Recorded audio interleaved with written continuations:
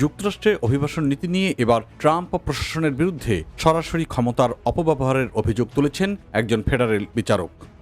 এজন্য মিনেসোটায় অঙ্গরাজ্যের governor Tim ওয়ালজো সহ কয়েকজন ডেমোক্র্যাট নেতাকে তলব করার উদ্যোগ স্থগিত করেছেন তিনি। ফলে আদালতের এই সিদ্ধান্ত শুধু মিনেসোটার রাজনীতি নয়, বরং গোটা যুক্তরাষ্ট্রে ফেডারেল সরকার ও অঙ্গরাজ্যগুলোর সম্পর্ক নিয়ে নতুন বিতর্কের জন্ম দিয়েছে। সোমবার প্রকাশিত এক রায়ে যুক্তরাষ্ট্রের জেলা বিচারক প্যাট্রিক শিল্ট বলেছেন, বিচার বিভাগ যে সমন জারি করেছিল তার মূল উদ্দেশ্য ছিল মিনেসোটার কর্মকর্তাদের উপর চাপ সৃষ্টি করা, যাতে তারা ফেডারেল অভিবাসন আইন বাস্তবায়নে সহযোগিতা করতে বাধ্য হয়। বিচারকের ভাষায় এসব সমনের উদ্দেশ্য ছিল হয়রানি ও প্রতিশোধ।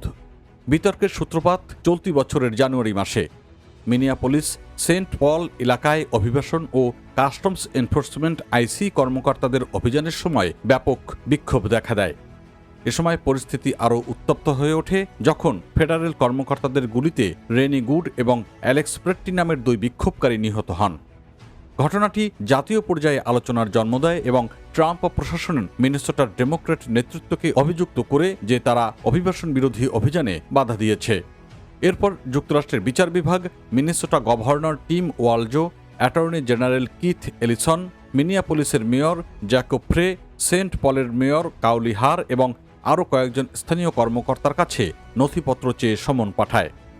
তদন্তের উদ্দেশ্য হিসেবে বলা হয়, তারা ফেডারেল আইনশৃঙ্খলা বাহিনীর কার্যক্রমে বাধা দিয়েছেন কিনা তা খতিয়ে দেখা হবে।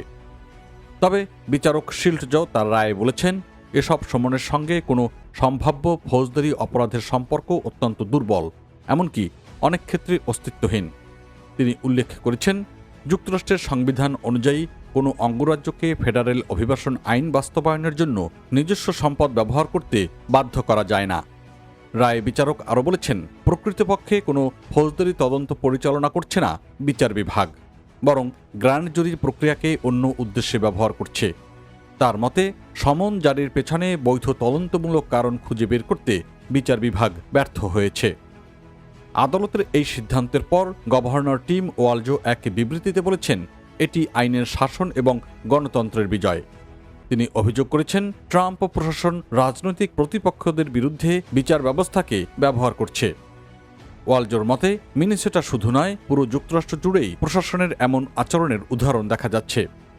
বিশ্লেষকদের মতে, এই রায় ট্রাম্প প্রশাসনের জন্য বড় একটি আইনি ও রাজনৈতিক ধাক্কা, বিশেষ করে 2026 সালের মধ্যবর্তী নির্বাচন এবং 2028 সালের প্রেসিডেন্ট নির্বাচনকে সামনে রেখে ফেডারেল সরকার ও ডেমোক্র্যাট নিয়ন্ত্রিত অঙ্গরাজ্যগুলোর মধ্যে সংঘাত আরও বাড়তে পারে।